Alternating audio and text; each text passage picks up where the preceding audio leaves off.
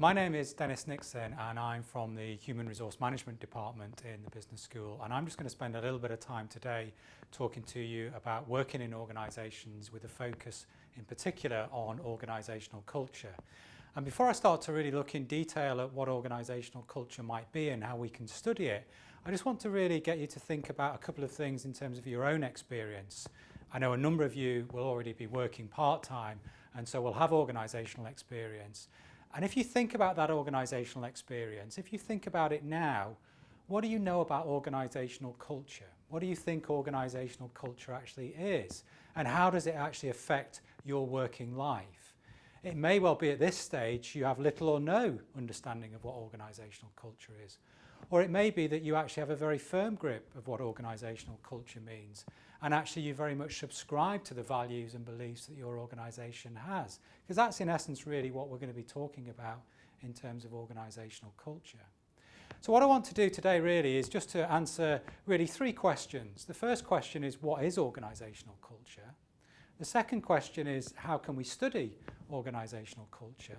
And then the final question, is there a relationship between organisational culture and organisational success? So, if we ask ourselves what organisational culture is, we'll do the obvious thing to think about it in terms of some definitions, and these definitions really allow us to highlight a number of important points. But we might start with a very, very simple definition which was offered by Deal and Kennedy, one of the pioneers in terms of writing about organisational culture, who suggested in 1982 that it's simply the way we do things around here. So that all organisations have an organisational culture. And importantly, that culture is unique. So even organisations that are operating within the same area will often have very different cultures. And we can begin to appreciate that point when we begin to look in a little bit more detail at how we can study organisational culture. But that's a very simple and straightforward definition. How do we do things in our organisation? If we were to broaden that definition out and to consider perhaps a more academic view of corporate culture or organisational culture, then Tunstall suggests that it's the general constellation of beliefs, mores, customs, value systems, behavioural norms, of ways of doing business. And the important point that they go on to suggest is that it actually sets the pattern for the things that are done in organisations in terms of corporate activities and actions, and also as well the expected behaviours of organisational members. So it's really important to recognise that if there's a particular organisational culture, then usually as individual organisational members we are expected to behave in an appropriate way. And so this creation of value systems and behavioural norms is really essential in terms of our understanding of what organisational culture is and how it shapes the way that we behave in the workplace. And if we go back to that point that I was making a little bit earlier, you now might begin to recognise perhaps how the organisational culture in your organisation shapes the way that you behave. If we just add a little bit more detail to these definitions, there's two further definitions that I just want to consider, because I think they highlight a couple of other interesting points that we need to consider. The first definition from Thompson and McHugh talks about corporate culture as the way that management mobilises combination of values, again as has already been recognised, but also things like language, rituals and myths. And the important point about the Thompson and McHugh definition is that they make the link between organisational culture and the commitment and enthusiasm of employees. So how can organisational culture unlock the enthusiasm and commitment to make us more committed to an organisation? And the final point is considered in the Brown definition, which again reiterates a number of the key points that we've already considered. Culture in the organisation is about beliefs, values, ways of doing and coping. But the important point in terms of Brown's definition is that actually corporate culture can develop over time, and it recognises the historical importance of organisational culture. We need to understand contemporary cultures by actually looking historically at what happened in an organisation. And that can be particularly important, for example, if we look at the role of founders in organisations, a point that I'll pick up again when we talk about some of the issues that we need to consider in studying organisational culture. So if we were to summarise then some of the key things that are arising from our definition, then first of all organisations have a culture, and all organisations have a unique culture. If we take the University of Strathclyde, our culture, I think, in many respects is best encapsulated by the idea of being a place of useful learning. We aim to ensure that we offer you, our students, an important and enriching experience in terms of your learning, but also as well to make sure that you're productive and useful members of society at the end of your degree programmes. And that's very much, I think, captured in this idea of a place of useful learning. And that really, I think, has a big impact on what we try to do as a university. The nice thing is that myself as an individual, I very much subscribe to that. So there's a very clear fit between my ideas of what a university should be and what the University of Strathclyde does. And it's nice if in our working lives we can get that sense of a good fit between the organisational culture and ourselves as individuals, because all things being equal, it means we're more likely to be committed to the organisation. So it's about all organisations having a culture. It's about cultures often being unique. So even though there's lots of different universities, we'll all have a slightly different culture, which will be explained by our history, by what we're currently doing, by our leadership, and so on and so forth. It is about things like values, beliefs, ways of doing, ways of behaving in organisations. It's about setting the template in many respects for what we do in our daily working lives. And it is also important to recognise the sense of history, how an organisation culture starts and then develops over time. So, what is it? Is quite simple. It's the way we do things. It's what's happened in organisations. In many respects, the much more interesting issue is how can we study organisational culture? Because although you might have already had a sense of that in your own working lives, in some respects it's often quite difficult to articulate what exactly organisational culture might be. So what I want to do is just spend a little bit of time really just fleshing out some of the details of what we think organisational culture is.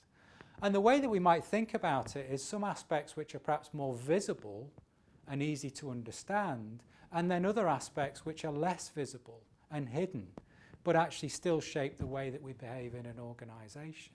So if we think about this idea of both visible and invisible aspects to an organisational culture, we can really just consider some of the issues which allow us to study an organisational culture. Material objects. We can think of quite simple things if we think about material objects. So, for example, we can think about mission and value statements. All organisations now will often have a mission or a value statement. As I've suggested, the University of Strathclyde talks about itself as being a place of useful learning, and this encapsulates what we're about.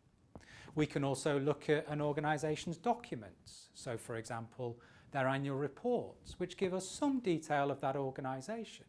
And if I was a prospective employee who was going to work for an organisation and wanted to find something out about the organisation, then I might well look at these documents. It tells me something about the organisation, but it's really quite limited because it doesn't tell me what's happening inside the organisation. We can look at things like corporate architecture, the way that buildings are designed, what buildings are like inside. Google's a very good example of a very specific corporate architecture. They've created at their headquarters in America almost like a university campus feel to the workplace, where there's lots of things that people can do during their working hours in terms of leisure pursuits. They can go to the gym. They can go to one of the 18 cafes or restaurants that are actually located at the headquarters. What they're trying to create is a very good physical environment which enhances and encourages the creativity and innovation amongst their employees. So corporate architecture can often be very, very important. Lots of big organisations now have corporate universities where people will go for further training. And two of the more famous corporate universities are Disney, which is very good about instilling customer service ideals and also training for managers, and McDonald's, who have a university both in Chicago at their headquarters and also in London, where they're trying to, again, to teach people about the organisational culture and what the organisation is seeking to do. Corporate identity, we can take an obvious example such as uniforms. How many of you have to wear a uniform in your workplace? I know a lot of you will be working in areas like retail and hospitality. So even if you're not wearing a uniform, you'll have a dress code. You'll have appearance standards, because if you're serving members of the public, there's an expectation on the organisation's part that you'll look the part. And symbols. If I draw a big M, it's a universal symbol that we'd all recognise the world over, McDonald's. So these symbols can be quite important and powerful in illustrating the organisation. So these are fairly obvious, visible, manifest things that we can see or look at, which tell us something about an organisation, but actually it's what happens inside the organisation that's much more interesting. And organisations might use a variety of things within the organisation, so we can think about things like language and metaphors. And I'll take an obvious example here again of Disney. As you'll all be aware, those of you that have been to Disney, Disney's trying to create a very particular environment. It's an environment which is concerned with fun, and it's really about, primarily for children of course, but actually appealing to the child in all of us, so that when we go to Disney we want to experience again that feeling of childhood. So Disney try and do that with a very particular culture, and key amongst that is language. And just to give you a few examples, if I take some everyday terms, so for example, an everyday term is that you would be an employee. In Disney speak, you're a cast member, so that everybody who works at Disney is a cast member. You're not hired for a job, you take your place in a casting, so that when you start to work, you're already getting the Disney mindset. You don't do a job, you do a role. You don't wear a uniform, you wear a costume.